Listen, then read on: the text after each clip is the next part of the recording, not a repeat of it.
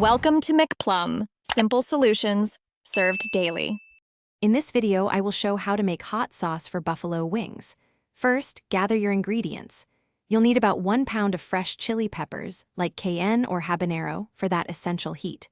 Also, have on hand 1 cup of white vinegar, 2 cloves of garlic, and 1 teaspoon of salt. For a classic buffalo style, you might also want a 1/4 cup of unsalted butter.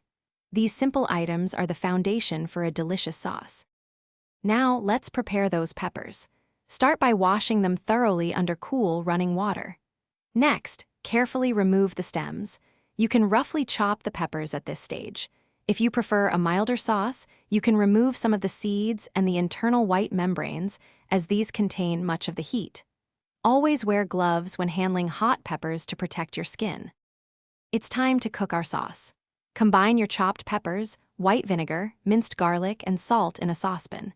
Bring the mixture to a gentle simmer over medium heat. Let it cook for about 15 minutes or until the peppers are very soft. Once cooked, carefully transfer the mixture to a blender. Blend until it's completely smooth, ensuring no large pieces remain.